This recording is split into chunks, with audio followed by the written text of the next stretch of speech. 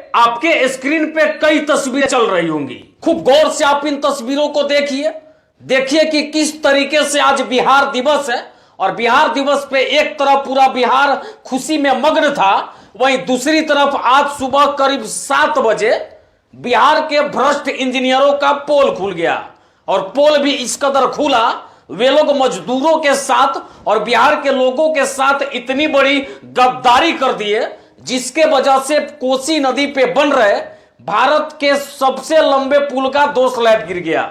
Slab गिरने से उसमें कई मजदूरों के दबे होने की आशंका है। अब तक कई लोगों की मौत भी हो चुकी है। मतलब यह बिहार है, यहां कुछ भी संभव है। अभी जिस पुल की तस्वीर आप देख रहे हैं, यह कोसी नदी पर, सुपौल जिले में कोसी नदी पे बन रहा भारत का सबसे लंबा पुल है, जिसकी लंबाई करीब 10 किलोमीटर है। और इसको बनाने के लिए 1200 करोड़ रुपए की बजट है। मतलब 1200 करोड़ रुपए की बजट से बन रहा यह पुल आज सुबह धड़ाम से गिरा, और जैसे ही गिरा उसके बाद उसके नीचे कई मजदूर दब गए, कई लोगों का शव बरामद हो गया और कई लोगों को अभी भी मलबे में दबे होने की आशंका है।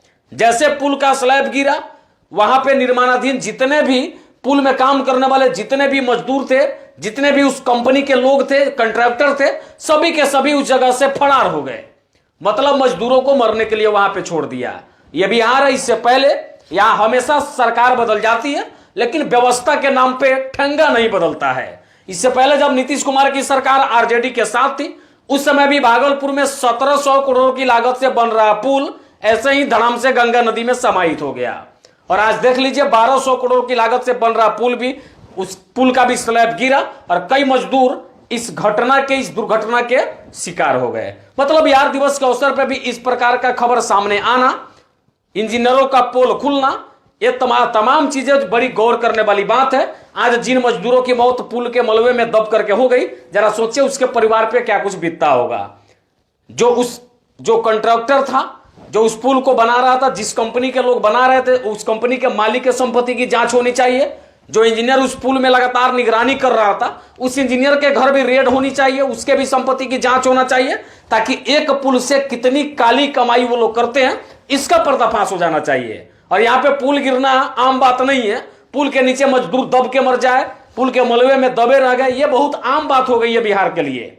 बिहार के लोगों को इस प्रकार हमेशा समस्याओं का सामना करना पड़ता है। और आज देख लीजिए बिहार दिवस है, और गुस्से में हम आपको बिहार दिवस की शुभकामनाएं भी नहीं कर रहे हैं, क्योंकि जब से यह घटना सामने आई है उसके बाद से पूरा बिहार हिल गया, पूरा देश हिल गया। सभी लोगों की नजरें इसी पुल के क्षतिग्रस्त होने की कहानी पे चल रही है। मतलब समझिए एक बार फिर से आप इस बात को कि सुपौल में भारत का सबसे लंबा पुल कोसी नदी पे बन रहा था, जिसकी लंबाई करीब 10 किलोमीटर है।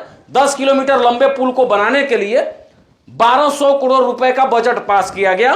पुल निर्माणाधीन था, अभी काम चल रहा था, लेकिन सुबह 2 स्लैब गिरे और दर्जन भर से ज्यादा मजदूर इस हादसे के शिकार हो गए।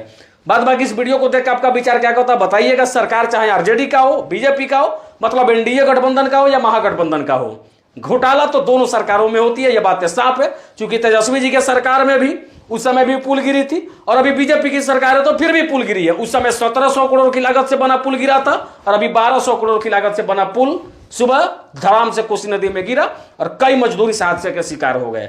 वीडियो देख के आपका विचार क्या होता है बताइएगा। बाकी ये दुखद खबर मुझे लगा कि आपको बताना चाहिए, ताकि आप लोग भी ऐसे लोगों के खिलाफ आवाज उठाएं, ताकि इस प्रकार की घटनाएं बिहार में रुके। जय हिंद।